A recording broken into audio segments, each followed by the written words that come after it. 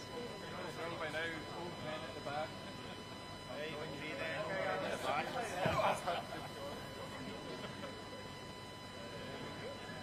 Going up or down? Directed. Find something that's supposed to be right. Young? The two next week.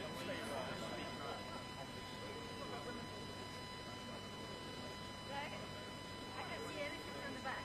Why don't you see the back?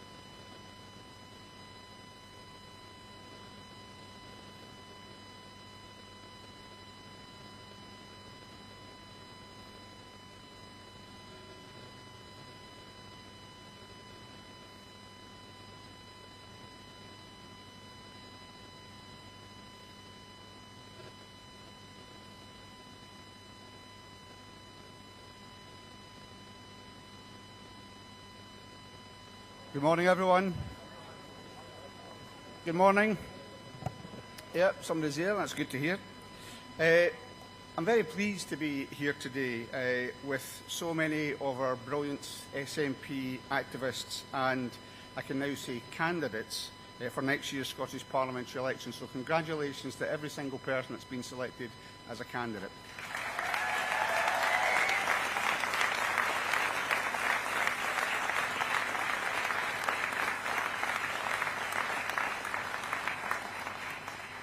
I can also say a quick word about those who stood but were unsuccessful. They're absolutely vital to the democratic process of this party. What I'd like to see, and I know we're going to have, I've talked to some of our candidates already, is a coming together of all the different people that stood to make sure we all get behind the party for next year. That's the SNP at its best. And if you didn't win this time, there's always another time. So thank you for taking part to all the unsuccessful candidates in our democratic processes.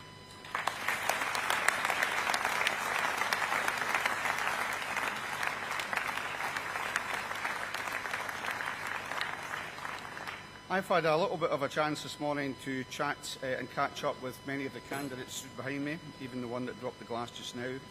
And I can say without a shadow of a doubt that our members have selected an absolutely brilliant group of talented and diverse candidates for next year. We have a wealth of talent in the party, and a big chunk of it stood behind me this morning.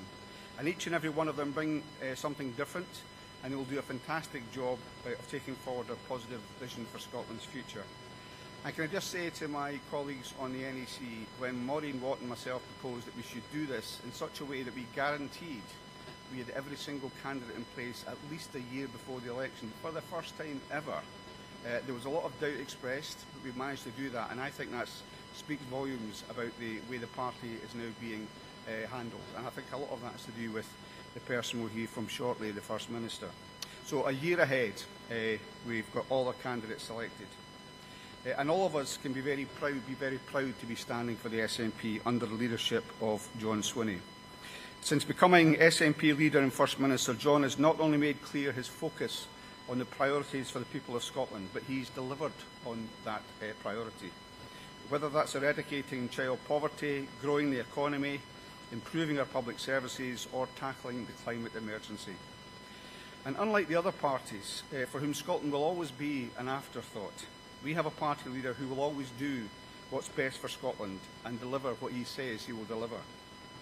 And of course, we have never and will never take anything for granted, but we can see, as people in Scotland have started to see and feel the positive impact of the SNP government in difficult circumstances, support for our party is rising again, and the people of Scotland can see that we will always put them first. And that's something that only the SNP can promise voters next year. And just before introducing the next speaker, I think, like many of you, I'll go straight from here to the by-election, and to encourage as many people as possible to go to the by-election. And if we needed another incentive, let's think about the absent colleague that we have today, who held that seat, won that seat and held that seat. Let's make sure we win that, keep it SNP for Christina.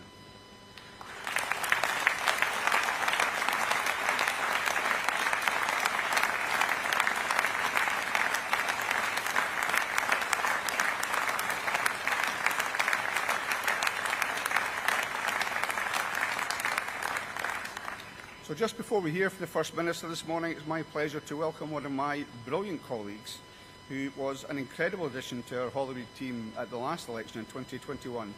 Ladies and gentlemen, welcome Mary McCallan.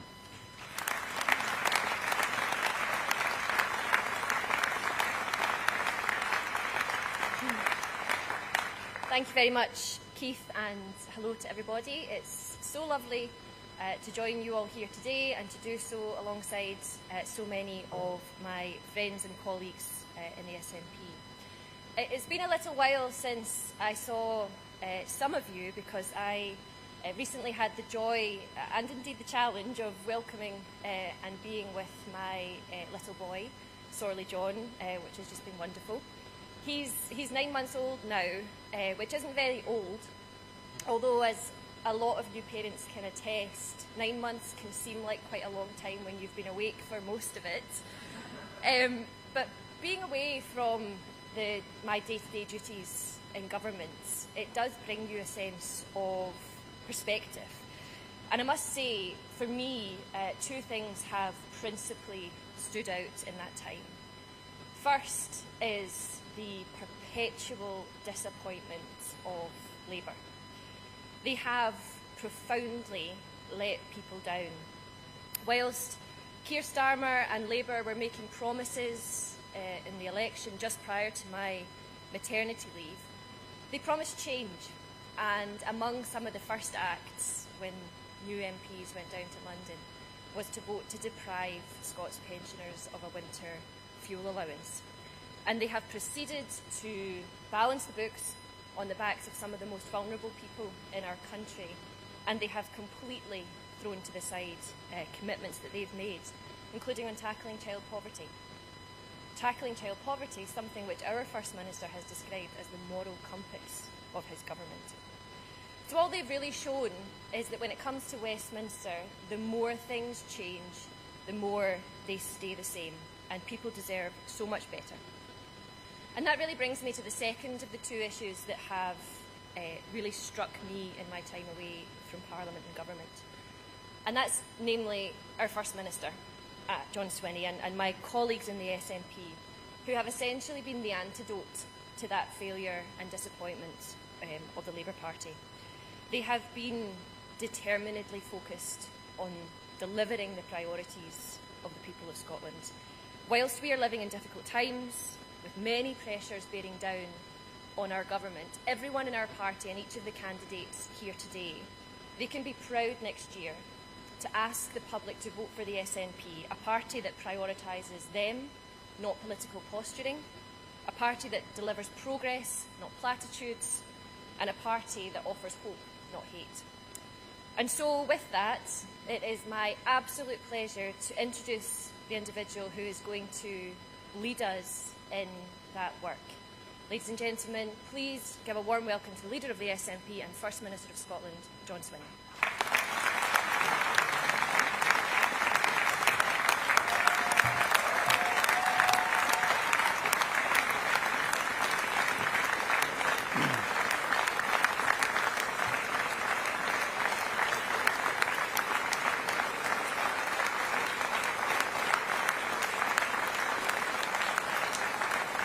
Thank you all very much. Thank you. Thank you.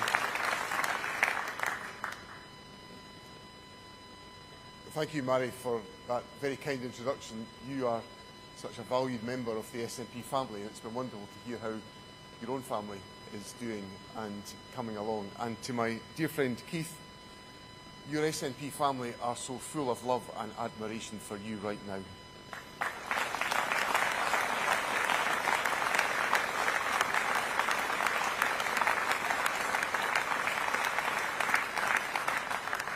I've been over in Hamilton a lot in the last few weeks to support our fantastic candidate, Katie Loudon, and I've lost count of how many people have spoken to me of Christina with such deep affection.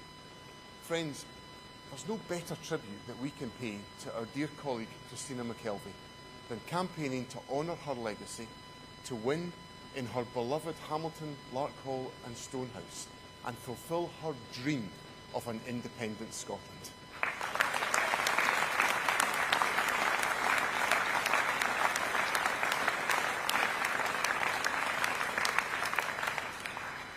Friends, it's hard to believe that a year has passed since I became Scotland's First Minister.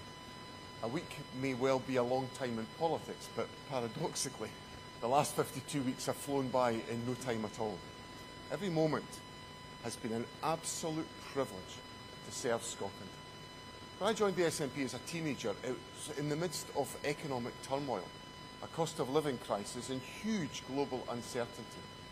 But I looked around me, and I was convinced that Scotland had the talented people and the immense resources to face those obstacles head on. The world of 2025 feels very uncertain too, and times are really tough for a lot of people. But you know what? I'm not fazed by the challenges in front of us. What I believed back then, I am more convinced than ever. Scotland has what it takes to be a successful independent country.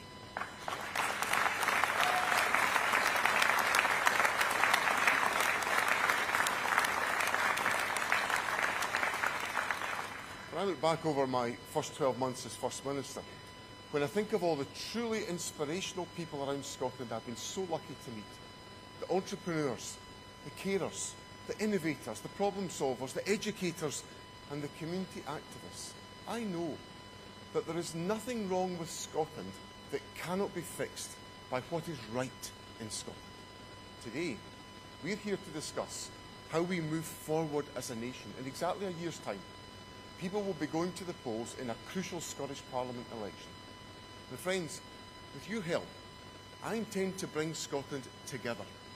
I want us to unite around a shared vision and a common purpose, a determination to build a Scotland where we can all feel at home, where no child is left behind, and where everyone could fulfil their potential. We know that when the SNP does well, Scotland does well. So let's resolve today in 2026, the SNP are going to win for Scotland.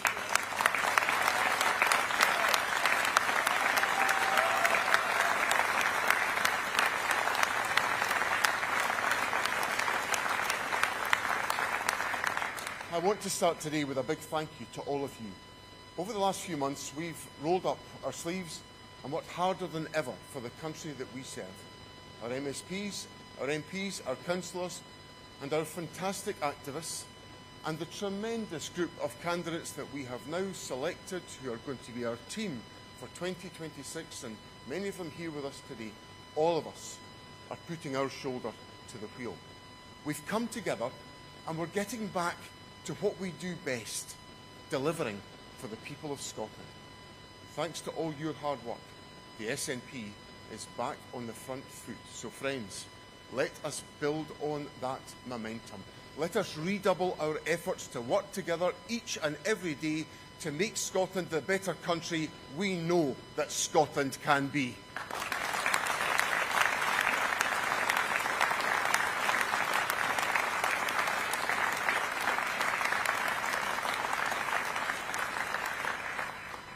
We're winning back the trust of the people of Scotland because we are showing them that we are truly focused on their priorities.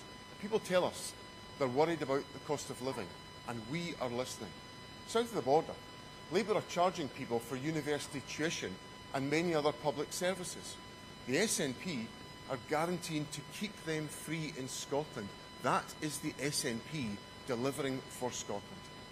Pensioners are telling us that they're worried about how they'll heat their homes this winter, and the SNP are listening.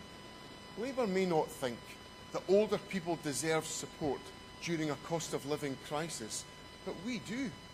Pensioners were betrayed by Labour, but under the SNP, every single pensioner in Scotland will receive a winter fuel payment this year. That is the SNP delivering for Scotland.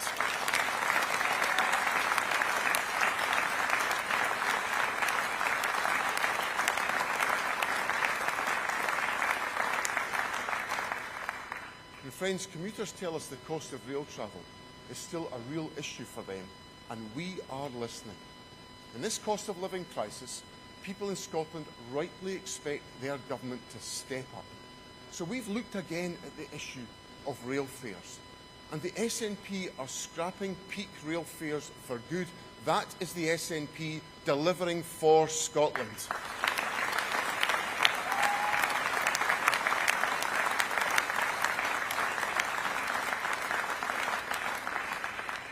Friends, people are telling us they're struggling to access the NHS or get appointments with their GP, and we are listening.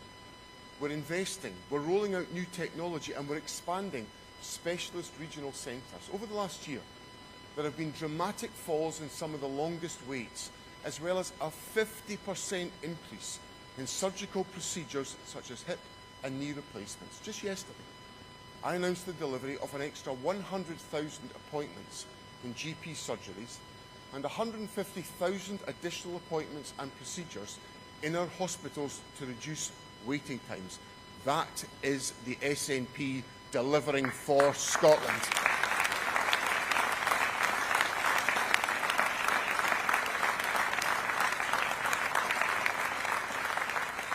And friends, people tell us they want every child in Scotland to get the best start in life. and the SNP is listening. Under our watch, Scotland is the only part of the United Kingdom where child poverty is falling. Where other governments are stepping back, the SNP is stepping up. Our Scottish child payment is still unique in these islands. Labour have chosen not to replicate it. And while Labour refused to scrap the morally unjustifiable two-child cap, the SNP will step up once again. We will scrap this cap and keep thousands more children out of poverty. That is the SNP delivering for Scotland.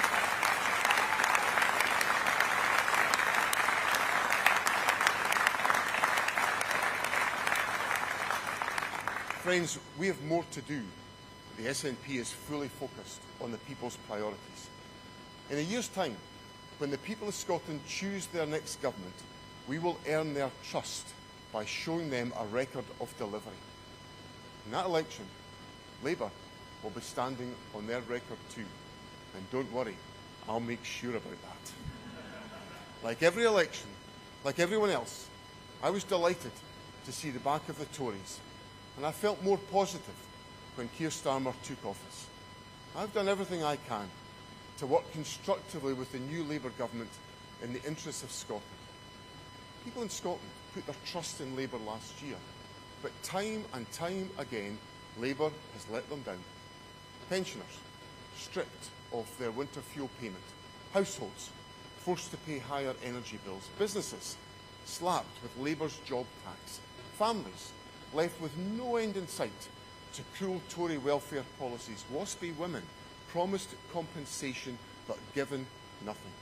Friends, over the last year, the SNP has been doing what we do best, standing up for Scotland.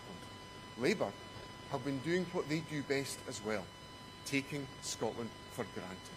And in the election next year, be in no doubt, Labour will have to answer for their broken promises.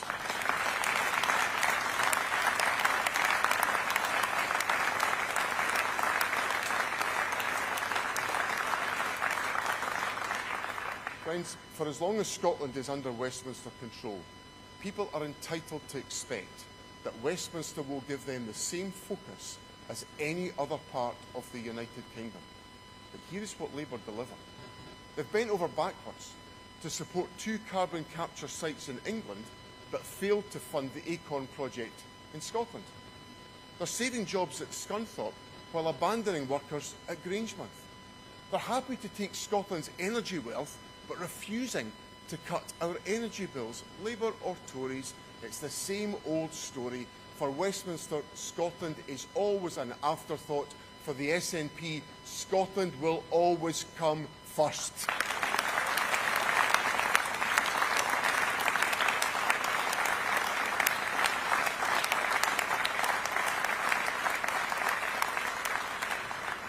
Friends, if you want to know what happens when governments don't deliver for the people, look no further than last week's local election results south of the border. An ill wind of change is blowing through UK politics, and after last week, it is no longer fanciful and deeply regrettable to suggest that Nigel Farage could be the Prime Minister in a few years' time. This should be a wake-up call for people across Scotland, but certainly not a surprise.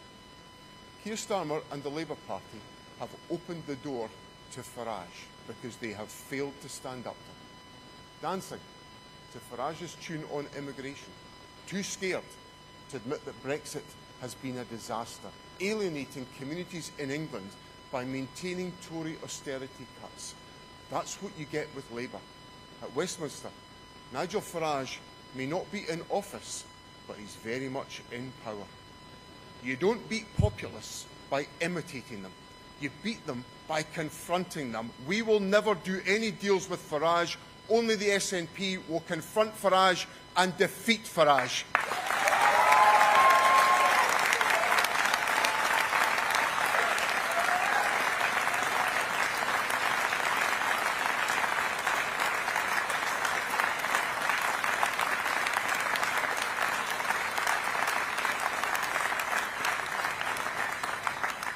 It's often said that the past is a foreign country. Well, after last week, I think for people in Scotland, the future of the UK is increasingly unrecognisable. Now, more than ever, it falls on the SNP to offer a brighter future. I've believed for my whole life that the path to that brighter future for Scotland is reached by becoming an independent nation. And I've always known that we will become independent when a clear majority of people gets behind a common vision for our country's future. Our task, as the party that will guide Scotland to independence, is to create the conditions where that can happen. That means getting all of our ducks in a row, and friends, we're doing that. When I became SNP leader, I said we needed to come back together as a movement, and we have. I said that we needed to stay true to our values, and we are. I said that we needed to earn the right to be heard. And through our hard work, we're earning that right, because we are delivering on Scotland's priorities. And by delivering for people in the here and now, they're more open to receiving our message of hope for Scotland's future. Over the next 12 months, we must deliver our message as far and as wide as possible. Westminster has scarcely looked more distant from the people of Scotland and their everyday concerns. For years, Labour told people in Scotland that they didn't need independence. We just needed to get rid of the Tories and everything will change. No wonder so many people are feeling disaffected and alienated right now. The choice is to accept things as they are or to act differently. What surer way to tackle alienation than with the overwhelming sense of empowerment of becoming an independent nation which is ours to create here in Scotland? We can build a winning coalition for independence by showing people what that empowerment can lead to. The Scotland I want to build is an enterprising, outward-looking and compassionate Scotland which will flourish with the powers of independence. An enterprising nation which understands that the prosperity of our country rests on ensuring the prosperity of every single one of our citizens. An outward-looking nation where we give to the world everything we can offer, just as we seek from the world everything it can offer us. Where we take our rightful place at the top table of Europe, which looks at the global challenges of the age, such as the climate emergency, and asks not how can we avoid responsibility, but instead asks what can we do to help. And a compassionate nation which sees human rights, including LGBTQI+ rights, not as something to denigrate, but as the bedrock of a society where everyone feels safe and accepted. One which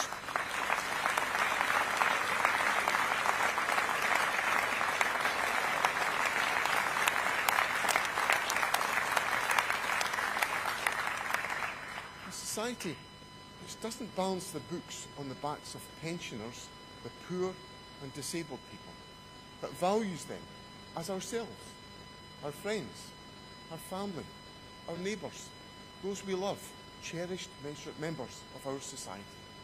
That is the Scotland we should aspire to, and that is the Scotland I want to create.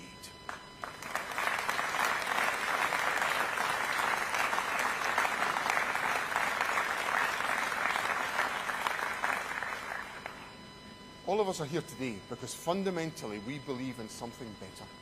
Even in these uncertain times, we know beyond any doubt that Scotland has what it takes to be a thriving, successful nation. Over the next 12 months, our ambition must be to unite as many people as possible behind our vision. We must reach people from all walks of life in every corner of Scotland. We must build a winning coalition that is as broad as it is high. And here today, I don't just want to win. I want us to shift the tectonic plates of Scottish politics and create a wave of hope that will overcome Westminster's wall of despair in our country today.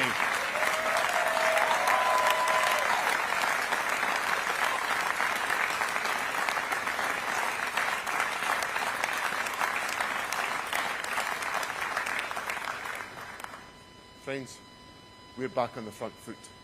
So let's take the next steps together. When Westminster lets Scotland down, let's lift Scotland up. When others seek to divide, let us unite. While others tell people in Scotland that they can't, let us show them how we can. This campaign for Scotland's future starts today. So let's get out there, let's win that better future for Scotland, let's make Scotland the country that we can be proud of. Thank you very much.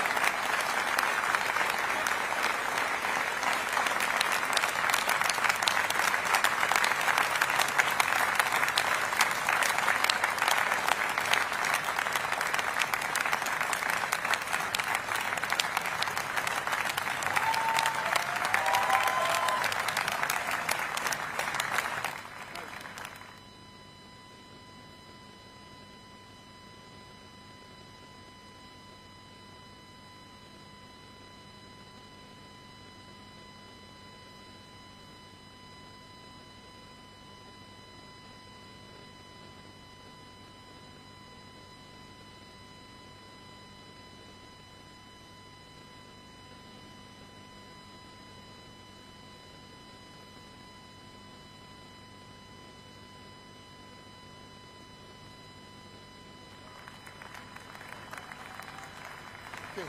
Thank you all. Okay, thanks. Right, thanks very much, everyone. We're now going to take some questions from the broadcasters. I'll speak to the print media just in a little while, but if I can ask for some quiet so that we can have the questions asked and for my answers as well, that would be much appreciated. So I'll come first of all to Colin Mackay of STV. Colin. Thanks, First Minister. I have two questions for you. A year to people get to vote, but it's less than a week until all the MSPs vote on assisted dying. Can you tell us today how you plan to vote on that? But also, in terms of delivery, which has been your watchword today, GPs say that what you announced yesterday won't end the ATM rush for appointments. It won't deliver for patients. Okay, on the first question, Colin, I said that I'd set out my view on assisted dying. I'll do that more than likely tomorrow, and I'll do that to all media outlets at the same time, so you'll hear what I've got to say tomorrow. And I stress that, you know, I've only got one vote, but I know there's a lot of interest in what I've got to say, so I'll communicate my view tomorrow. On the issue of access to GP services, I recognise the challenges that members of the public face. There's a number of things we're doing to try to address the issue. First of all, there's the announcement yesterday of 100,000 extra appointments to deal with high-risk conditions, which will help to provide preventative interventions in access to GP services. But there will also be the boosting of the Pharmacy First service, which is an important access point for people to gain healthcare advice, and also an increasing share of new NHS expenditure going to primary care. So, as a combination of all of those changes, which are all designed to boost the capacity of access to healthcare services, I think we can address the ATM rush, which I know causes such concern to people. And we'll continue to work, as we have been doing for some time, with the GP community to make sure that we strengthen the availability of GP services, and we'll work to make sure that people have that better access to services that they require. I'll come to now Glenn Campbell from BBC Scotland. Glenn.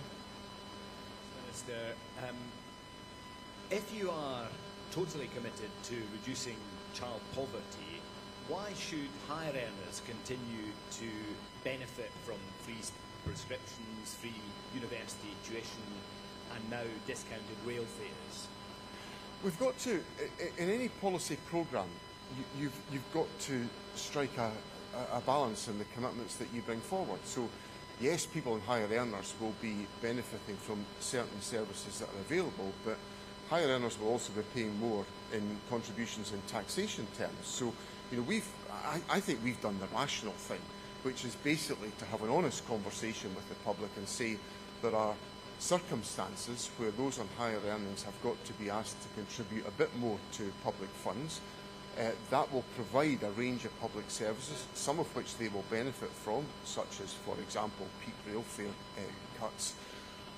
but some they will not benefit from, which would be, for example, the Scottish Child Payment. And that's part of what I would say is the social contract, which has been at the heart of the values of the SNP government, which is about inviting those who can make a contribution to make an appropriate contribution, of course within the context of most workers in Scotland paying less in taxation than they would if they lived in the rest of the United Kingdom. And that approach is in sharp contrast to the decisions the United Kingdom government has taken. Because what the UK government has done, instead of taking a course of action like that, they've clobbered business with employers' national insurance contribution increases, and we're now facing massive problems and challenges in social care provision and in businesses across the country are saying to me, they're terrified by the impact of the employers' national insurance contributions. So a different approach can be taken if you apply your values. And what people get from an SNP government is the values of an SNP government. Okay, can I come to James Cook from BBC Network? James. Good morning, First Minister.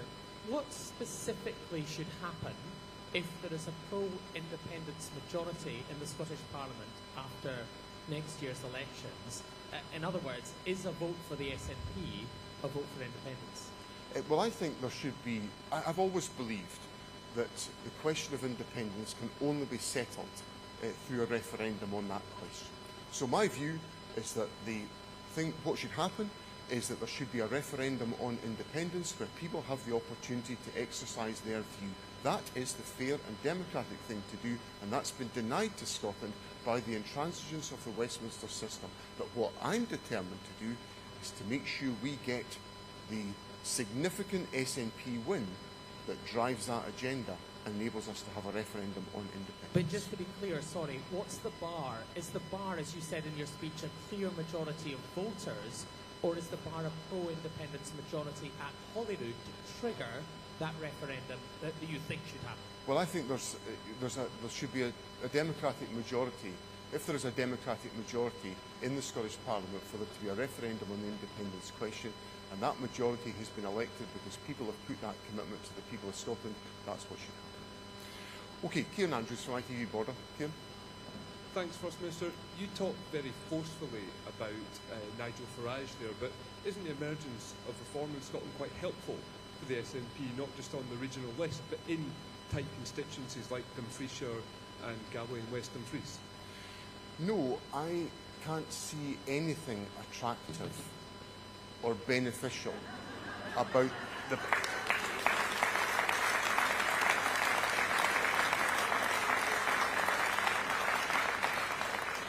about the prospect of Farage-style politics coming into the Scottish Parliament. I look at it, I look at what Farage, how he communicates, how he speaks about other people. I had the enormous privilege on Scotland's behalf to be in Rome for the funeral of His Holiness Pope Francis. And the whole message that came out of that visit for me, the whole communication that came to me from members of the public who said to me they were so pleased I was going there on Scotland's behalf, was a message of kindness. Nigel Farage is the antithesis of kindness to others. So I can't see anything desirable about it whatsoever.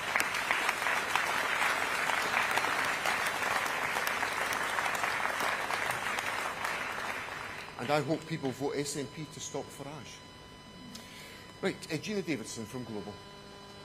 Thanks, First Minister. In an interview you gave earlier this morning, you seemed to swither between delivering over the next 12 months when it comes to the NHS and making progress. Which is it, and what does delivery actually look like for people?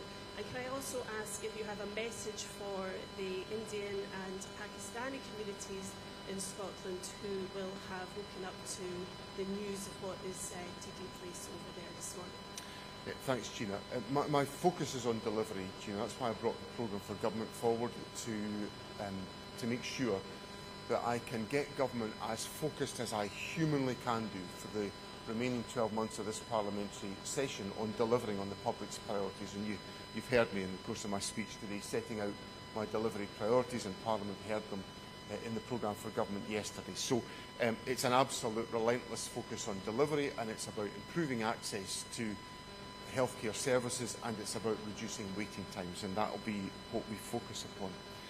in relation to the situation involving India and Pakistan, I obviously have watched the events overnight, and I recognise those events will be causing enormous concern between India and Pakistan and Kashmir, but then also within our communities here in Scotland. And we've always prided ourselves on operating and supporting our communities to come together. So we'll be working to reassure and support the Indian and Pakistani communities in Scotland, and on the international stage, as I set out this morning, I would encourage calm and dialogue to resolve these issues. There is more than enough conflict in the world without there being conflict in Kashmir, and I would want to encourage in that process.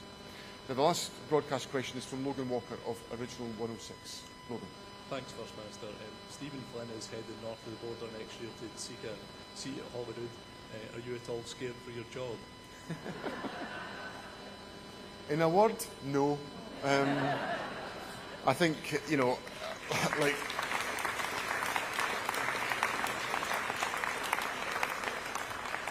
just like all of my wonderful colleagues standing behind me today, and I look forward to, well, as many of them as possible, indeed all of them, to be elected to join me in the Scottish Parliament next year. Well, I've got to get myself elected there as well. So let's not ignore the people of Perthshire North who are going to have to be asked to vote for me once again. So Stephen is one of our team. Will make a great contribution to the Scottish Parliament, as will all of my colleagues, and I'll be delighted to start the parliamentary term as leader of the Scottish National Party and conclude the next parliamentary term as leader of the Scottish National Party and First Minister.